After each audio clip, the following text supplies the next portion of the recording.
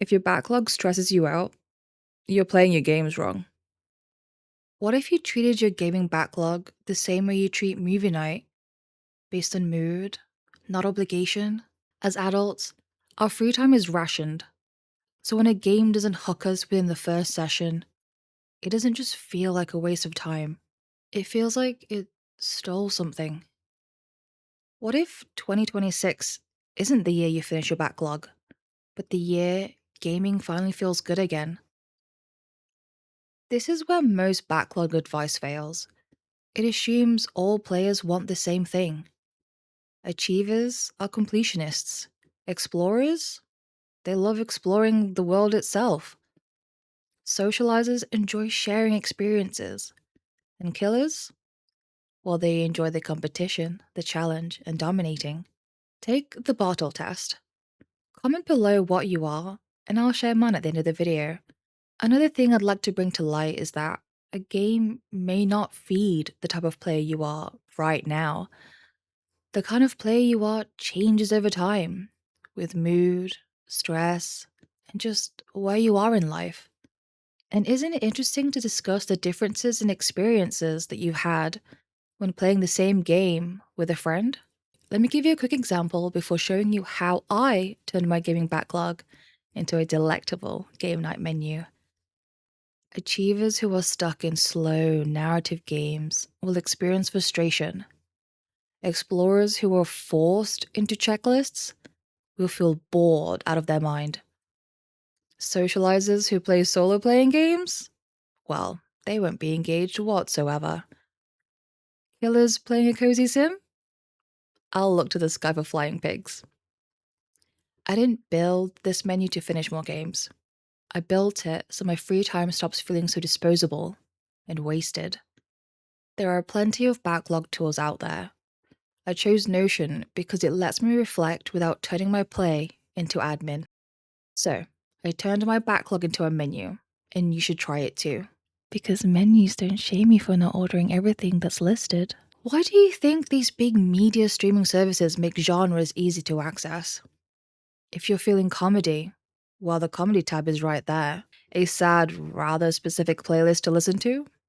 Side note, I stream on Twitch 8 p.m. GMT, and my viewers have redeemed some games for me to play. So if you're interested, come along for the journey. We're currently playing Dead Space the remake. I added features from the website such as backlogged.com, not for productivity, but for intention and self-reflection. Also, it'd be pretty cool to see the data I can pull from this at the end of the year. So subscribe for when that drops. Here are the 3 sections: awareness, reflection, and context. This part takes away the decision fatigue as I can choose based on my mood and the time that I have spare. This part helps me remember how a game actually felt. And lastly, this tells me why and how I played it, not just what I played. In the written section, I kept it simple to avoid the super overwhelming feeling of having to fill this out. A blurb that is taken from Steam itself and my review. This can be as short or as long as you want it. You can even copy and paste this to the game store page, which I'm sure the devs would love to hear your input. You can even add a session save section, where you can reflect what happened in your game as if you're writing your journeys down like a traveler, or just one sentence after a session, which saves me hours of friction later. I already feel more intentional of what games I choose to play. I'm taking mental notes and I'm being more present while playing the games that are in my backlog. From a game designer and streamer perspective, I like to learn why something worked in that game. What did I enjoy? What frustrated me? What could I do to fix those frustrations? Writing forces clarity, and clarity is a design skill. As a streamer, I want to make sure I enjoy the games, so I have to be intentional of what I play. If I don't enjoy it, my viewers won't. This video isn't about playing less games. It's about respecting your time. You don't need Notion. You can do this analog style. Grab a physical journal, maybe prefer Excel sheets. Hell, that's where this actually started for me. And finally, you don't need to finish anything. You can put the game down for now and pick it up later when the type of player comes out of you, where you would enjoy that game more than when you first tried it. Instead of asking, What kind of movie do I want to watch today? Ask yourself, what kind of player am I today?